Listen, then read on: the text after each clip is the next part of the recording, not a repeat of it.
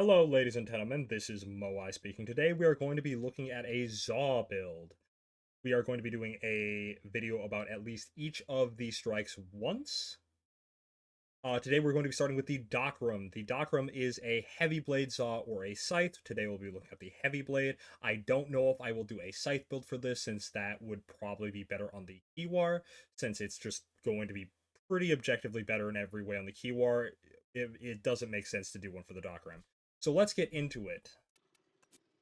So this build features Exodia Hunt and Afflictions. Now I could show off an influence build, and this build could be tweaked to work for influence, but I find this more interesting. I think that if you want an influence build, they're pretty similar on most weapons. Those are out there, you can find them. I want to bring something different to the table.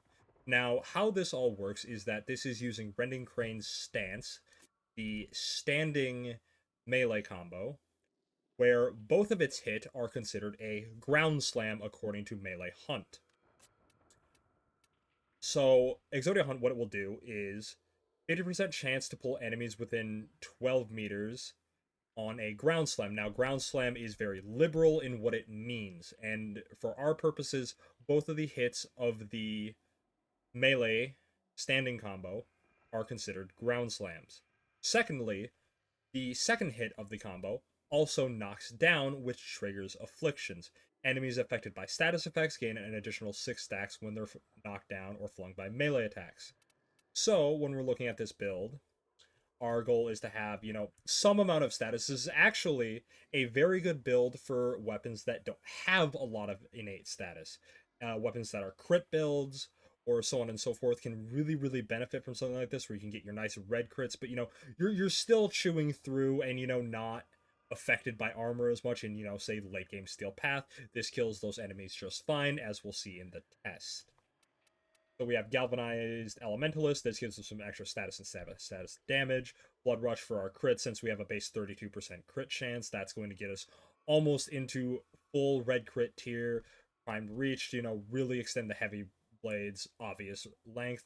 Weeping Wounds. Weeping Wounds is a flex slot. It can be anything you want. If you feel you want more attack speed, or if you want to, say, pack more elemental damage, or this, that, and the other thing. This is a flex slot. It does not need to be Weeping Wounds. It can be anything. And we have Galvanized Steel for, having that extra crit chance and that crit damage as well. Having that extra, being able to have both of these on one mod is really powerful, in my opinion. So definitely do not sleep on Galvanized Steel. I think it's probably better than Sacrificial Steel in most cases, although I could be wrong about that. We have Volcanic Edge to give us an extra damage over time proc that will work with afflictions, give us some more status as well. Prime Pressure Point and Berserker Fury to get our attack speed up there to more acceptable levels. So our first test will be against these heavy gunners. I decided to go with this instead of a battle group, since I think this is going to show off the capabilities of the weapon more than if I were just to show a battle group, because this says crits. This is going to chew through the little enemies very easily. What you guys want to see is the higher end of what this build can do. So you see, almost immediately, I should instantly get one of these ground slams, and it will start knocking them down and triggering afflictions very quickly. It also builds combo very quickly, which is why we do not have a combo mod. Yeah, you'll see them start dropping like flies now. And there you have it. You can see how much damage this can rack up very quickly. This is probably one of the better ways to build a crit Zaw. And we'll show it one more time again, just to emphasize a point. That this can just chew through enemies like nothing, especially like once it has its ramp-ups. It's just gonna eat through that. Quite literally a knife through hot butter. Like, once it gets them with the one knockdown, they just disintegrate to this. Now, I will say that Influence is obviously going to outperform this in a field test, namely because the one problem with this is if you're just doing this and going around, you're not going to get very far very quickly, and you're probably going to fall behind on life support and survival. But if you're, say, in a, I don't know, Void Cascade, and you're shooting, you're doing whatever, and suddenly, oh, hey, you whip out your melee, and you can, like, group enemies and basically have, like, a larva on command, very ready and accessible, that you can put on most frames.